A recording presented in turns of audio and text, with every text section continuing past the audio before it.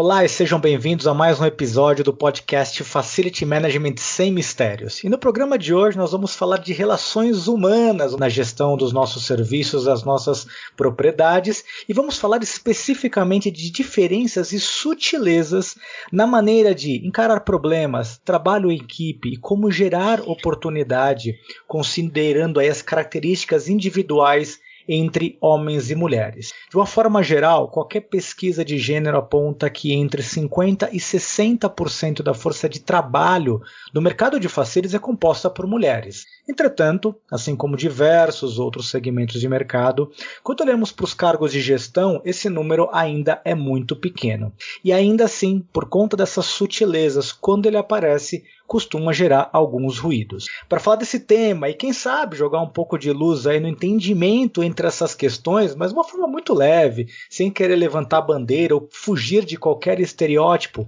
Então eu tenho o prazer de trazer para o programa Irimar Palombo, Head de Facility Property Management do Sesc São Paulo e atual presidente da Abrafac. Irimar, seja bem-vinda. Tiago, obrigada. Quero saudar todos os ouvintes do Facility Management Sem Mistérios e te agradecer pelo convite. É um baita prazer ter você aqui conosco. E lembrando de onde surgiu, né, nessa nossa ideia, esse debate que foi tão interessante, quando nós, no final do ano passado, a gente foi junto para fazer a gravação da entrega do prêmio Abrafac Melhores do Ano naquela oportunidade, e aí num bate-papo descontraído acabou surgindo essas nuances, essas diferenças da relação entre homens e mulheres no ambiente de uma forma geral, não foi isso?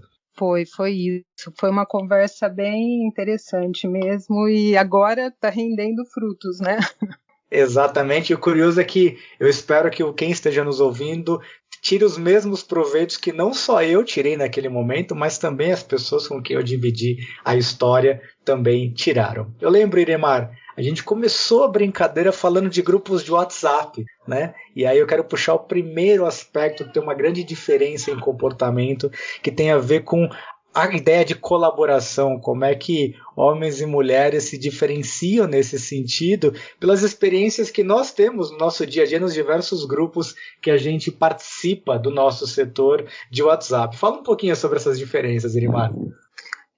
Tiago, é isso mesmo, né? Eu sempre fui uma pessoa super curiosa a respeito do comportamento humano. Eu sempre li de tudo, assisti documentários, livros de psicologia e eu observo bastante algumas coisas, né? Então, quando a gente começou a usar os grupos de WhatsApp, em algum momento o pessoal da faculdade se encontrou. E a minha faculdade de engenharia, a maioria ou a grande maioria são homens. E aí montamos um grupo e o grupo é muito atuante. E aí a primeira constatação, né, que os homens falam nos grupos, falam muito de política, piada, enfim, tudo que não é realmente sério.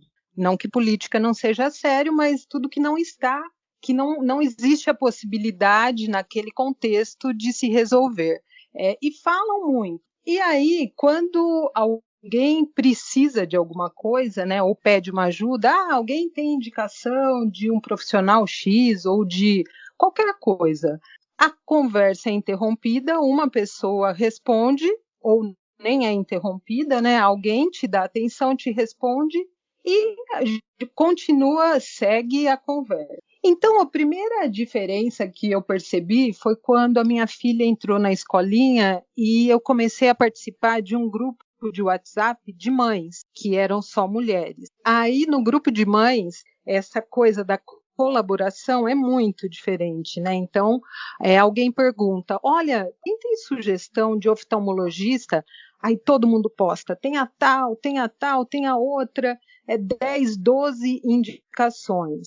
Porque é um jeito da mulher se ajudar, né? Todo mundo, ninguém leva a mal o que já foi dito e você está passando mais uma sugestão.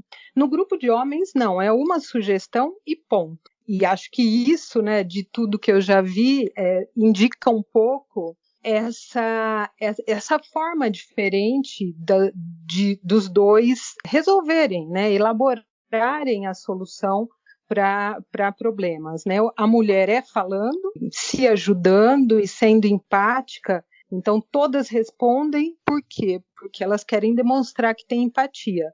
E os homens, só um ajuda. Então quer dizer que o homem não é empático? Não. É que o homem demonstra confiança. Se ele já falou, aquele lá é o que você pode usar. E ponto. Não precisa ter uma segunda solução. E nem um dos dois estão certos, né? E nem errados. É uma forma de elaborar. E é curioso, Elimar, depois que nós conversamos sobre isso, alguns elementos, né? Como você bem comentou. Nos grupos primariamente formados por mulheres, essa questão da ajuda ela é intensa, ela continua. Depois fazendo reflexões, o perfil. O homem, normalmente, quando ele faz uma pergunta, não raro, ele já está no limite de que ele já estressou todas as suas possibilidades individuais. Ele normalmente, às vezes, se sente inseguro em fazer aquela pergunta e ele só faz no grupo se ele confia demais nas pessoas daquele grupo. Isso quando ele não faz no privado ou quando o desdobramento da conversa não segue no privado. Ele sai do grupo principal e vai para o grupo privado. Isso fala muito das relações nossas no próprio ambiente de trabalho, né? Sim, com certeza. É uma forma de agir, né, que é diferente para cada um, é diferente para cada pessoa, né? Lógico que reduzir tudo só ao gênero é muito pouco. Em 2017, quando a gente estava numa conferência, eu falo a gente porque você também estava numa conferência do IFMA em Houston. O IFMA, né, que é a International Facility Managers Association, que é uma grande associação internacional da área. Entre as palestras lá, lembrando que o tema no IFMA naquele ano era We Are FM, a Universe of Possibilities, ou seja, somos FM e tem um universo de possibilidades. E naquela ocasião, várias palestras discutiam diferenças entre homens, mulheres, de gerações, várias de uso ou não de tecnologia. Então, o tema eram possibilidades. E eu percebi que haviam 3 palestras falando especificamente sobre homens e mulheres. E lógico, eu sempre achei que que talvez isso não devesse ser levado para o ambiente de trabalho. Mas quando você vê um evento dessa abrangência falando sobre o tema, então acho que não é mais algo que a gente possa desconsiderar. E eu achei bem interessante, eu assisti um deles, na realidade eu assisti 2 deles, né? Mas um em especial me chamou a atenção. E o nome era Men and Women Do It Differently, Negotiate.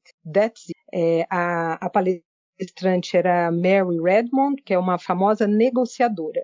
E então, traduzindo aí, o tema é Homens e Mulheres agem de maneira diferente. Negociem, é isso. E foi a primeira vez que eu vi essa abordagem de não ter uma avaliação de valor, se é bom ou se é ruim, o que é melhor, o que é pior, mas de que são diferentes, se completam e pode, o melhor de tudo, né? Devem negociar. E esse era o foco principal dessa conferência que ela fez.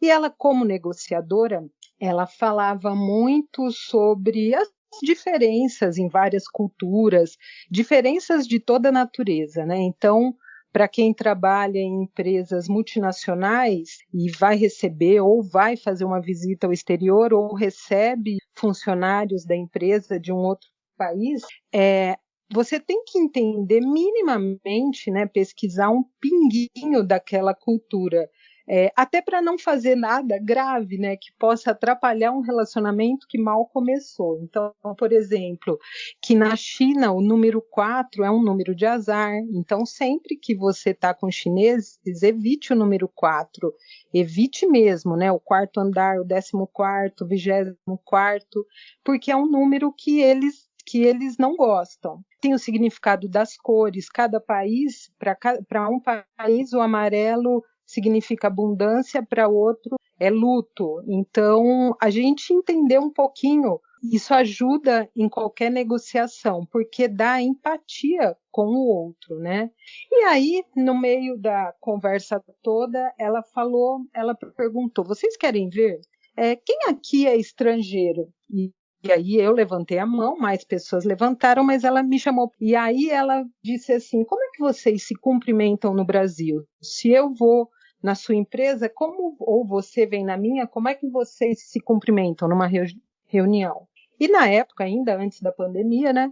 Eu fui até lá, dei a mão para ela e dei um beijo no rosto, como nós fazemos aqui. Na realidade, não um beijo, né? Encostar o rosto, como nós fazemos aqui.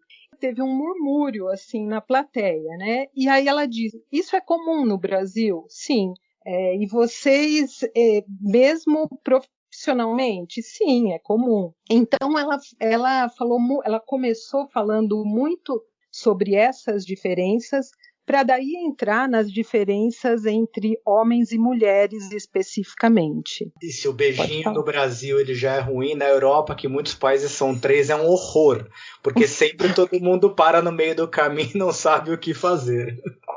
Pois é, duplamente constrangedor, né? Eu nunca tinha pensado dessa maneira, mas ali na frente de todo mundo eu vi como é íntimo, né, esse cumprimento, ou como pode parecer íntimo, mesmo não sendo para nós. E fatalmente alguns desses protocolos devem mudar agora por conta do Covid, por conta da pandemia. Alguns pequenos hábitos eles estão mudando e talvez, quem sabe, isso também vai ser ressignificado. Quero só reforçar um ponto interessantíssimo que você já tocou, né, Irimar? O objetivo aqui do nosso bate-papo é tentar jogar um pouco de luz sobre essas questões, longe de diferenças, longe de estereótipos, mas você comentou um negócio que ficou muito marcado, que é o comportamento, a diferença de comportamentos que você observou, principalmente em reuniões, né, entre os gêneros, entre aquela diferença, de um lado, a necessidade de esmiuçar todos os pequenos detalhes do sexo feminino, primariamente do sexo feminino, e quando ele está numa posição de comando, ele forçar que todo mundo confirme que entendeu, ao passo que os homens, normalmente, as reuniões, todo mundo concorda com tudo, e a hora que vira as costas, cada um faz uma coisa. Fala um pouquinho sobre isso, Irimar. Então, olha, nem fui eu que percebi, foi nessa palestra, ela falou muito sobre isso, e lógico, a partir daí eu comecei a prestar mais atenção. Então ela passou vários vídeos mostrando, os vídeos não tinham voz, você só via o comportamento, e sem ouvir o que eles diziam, você conseguia identificar se a conversa era amistosa, se era difícil, se alguém estava se sentindo acuado. Então, ela começou pelo cumprimento e daí ela foi para as reuniões. Então, dos vários vídeos, né, que eu vou resumir aqui, uma coisa que ficou bem marcada é assim, nós temos uma reunião, todos são homens nessa reunião, inclusive o chefe, seja qual for.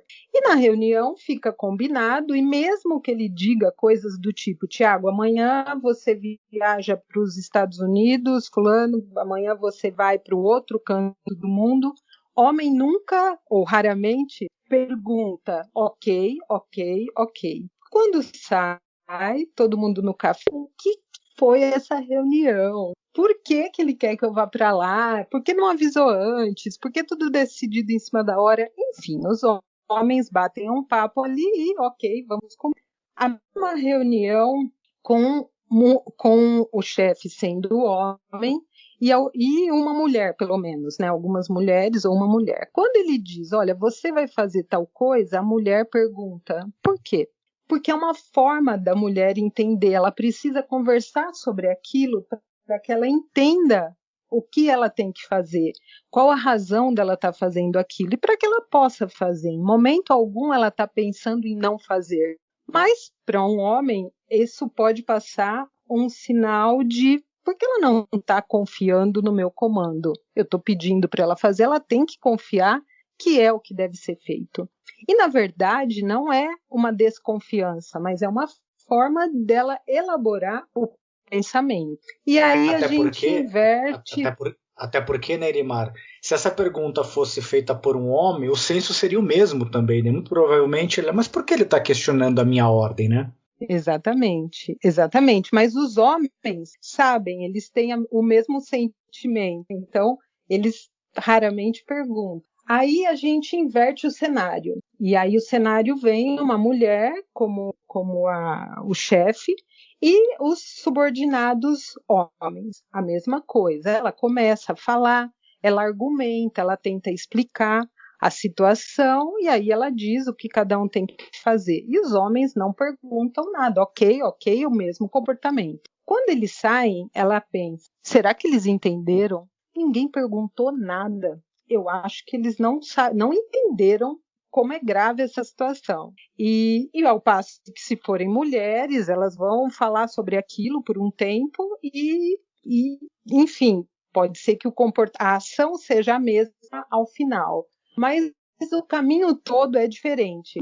E aí, quando a gente pensa nisso, né, quando eu vi esses vídeos, já me veio à cabeça nos chefes, homens, mulheres que eu tive, e realmente essas diferenças em reuniões. E aí você pensa, nossa, eu perguntei, eu podia não ter perguntado. Mas ela também fala um pouco sobre isso. Bom, então quer dizer que se eu tenho um chefe homem, eu não deveria perguntar? Não, não é isso. Ela até sugere que a pergunta seja feita de uma forma que não pareça uma pergunta. Ou seja, você confirma, sim, vou até lá, e tenta entender a situação sem fazer uma pergunta direta.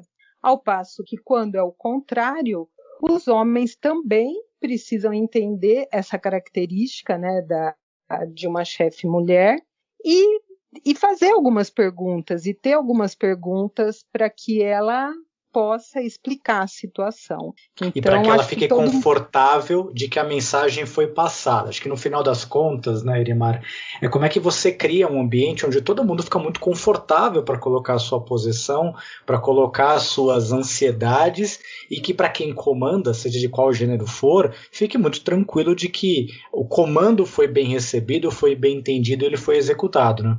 Sim, porque no final isso é o que interessa, né? Que todos tenham entendido a mensagem e que entendam o que deve ser feito e o porquê isso tudo deve ser feito. Quando ela finalizou esses vídeos, várias fichas minhas caíram, como em momentos em que eu estava na equipe com meu gerente, com diretores, e também quando eu estava com a minha equipe direta. Isso ajuda, né? Sabendo as diferenças ou entendendo um pouquinho, ajuda a você facilitar a comunicação entre todos, ou ajuda a aumentar a confiança, porque quando você se sente confiante em comunicar, em falar, isso indica que aumenta a confiança na equipe. E aí aumenta a produtividade, aumenta a assertividade e tudo mais. E aí, pegando o link, é isso que você está falando, eu quero explorar com você o que nós já conversamos sobre aquela questão dos comportamentos ao pedir uma ajuda, da resposta. E assim como vários ouvintes aqui, eu não tenho dúvida que conectaram imagens e passagens das suas vidas profissionais com isso que a gente está falando, esse próximo ponto está muito conectado ao man-explaining, né, Irimar? Que é aquela questão de quando você fala, o homem, que nós conversamos lá atrás, o homem quando vai pedir uma ajuda tem um significado, uma razão, e a mulher ela tem uma outra, que às vezes ela até já sabe a resposta, mas ela quer elaborar um pouco mais. Fala um pouquinho sobre essa passagem que nós conversamos. Tiago, na nossa conversa, né, nós começamos a pensar sobre que muitas vezes o homem, quando divide, como você mesmo falou, né, o homem quando divide um problema ou pede uma ajuda, ele já esgotou possibilidades e aquela talvez seja a última cartada dele, diferente da mulher. E às vezes a mulher começa a falar de um problema, ele quer resolver o problema dela, faça isso, faça aquilo, mas ela só quer que ele ouça. Então deixa ela, ouve, pergunta, nossa, é mesmo, né? Faça comentários de confirmação de que está ouvindo, né? De que está numa escutativa, e aquilo tudo vai se desanuviando e ela, de repente, ela mesma chega àquelas conclusões. Ou seja, na verdade, o mais importante é o processo. Então, quando eu fiquei revisitando vários cenários depois que nós conversamos, onde alguém do time, do sexo feminino, vem perguntar alguma coisa e a gente já vem correndo para dar a resposta, ó, vai para cá, e às vezes fica até uma semente na cabeça, né, do homem. Puxa, mas como ela não sabia isso? É tão óbvio. E não é esse o processo, não é que ela não sabe a resposta, é que ela quer debater, faz parte do processo da construção da solução, onde ela quer debater, quer compartilhar a visão de uma forma muito natural, ao contrário do homem, que é um parto, é uma angústia danada quando ele precisa compartilhar alguma coisa, né? Geralmente, essas discussões de elaboração existem muito nos grupos. Eu vou até dar um exemplo aqui. Eu participo de vários grupos, né, de FM, mesmo o grupo que eu citei da minha faculdade, que são este grupo especificamente, quase a totalidade é homens, mas participo também do grupo de mulheres de Facil. E para mim, quando eu entrei no grupo, acho que 2 anos atrás, foi um universo que se abriu, porque eu estava acostumada com uma única forma de ação, que é essa que nós temos nos grupos mistos. E no grupo de mulheres foi muito interessante, até porque eu acho que eu comparei muito o grupo com o grupo da minha faculdade, que são só homens. No grupo de mulheres não tem piadinha e não tem essas distrações. Então alguém precisa de uma sugestão, um fornecedor, quem tem fornecedor X? E aí várias mulheres respondem, mesmo que seja no dia seguinte, alguém ainda está olhando a pergunta e fazendo a resposta. Então, acho que isso para mim foi revelador, porque é realmente um jeito feminino, né? Um jeito do grupo feminino se expressar, entender a situação e resolver da sua forma. Diferente, né? Diferente, às vezes, de um grupo misto ou de um grupo masculino. E lembrando, né, Tiago, que tudo que a gente está falando aqui tem muito de estereótipo. Lógico que isso tudo varia de pessoa para pessoa, podem existir mulheres que não tenham essas características, homens que não tenham. Isso tudo é baseado em algumas pesquisas feitas com a maioria, né, ou com um grande número. Não quer dizer que todo mundo tenha essas mesmas características, mas quando a gente separa os grupos, a gente tem isso mais evidenciado. E falo mais uma vez, né, a gente está sendo muito delicado no sentido de tentar fugir de roupagens prontas, mas a gente só trouxe isso, a ideia de trazer esse tema aqui é porque, e eu tenho certeza que quem está do outro lado ouvindo também identificou e reconheceu várias dessas situações que conversam com estes cenários que a gente está pintando. E aí eu queria puxar mais um ponto, Elimar, talvez do aspecto mais cruel dessas diferenças entre a forma de lidar com um problema, essa questão do compartilhamento das dúvidas, ao invés da decisão mais única, mais uníssona, mais direta do homem em relação à mulher, que muitas vezes isto é confundido com incapacidade ou falta de preparo ou até fragilidades, né? Não raro, a gente comentou de alguns exemplos antes da gravação, onde em avaliações organizacionais a mulher ela é muito mais bem percebida enquanto capacidade pelos pares do que ela própria, e às vezes as oportunidades acabam sendo relegadas, talvez por conta dessas diferenças que erroneamente são classificadas, são taxadas de indecisão, são taxadas de falta de assertividade, ou seja, trazer esses pontos para a luz quer dizer, olha, o fato de perguntar não é porque não sabe, não é porque não tem segurança, faz parte da construção do pensamento.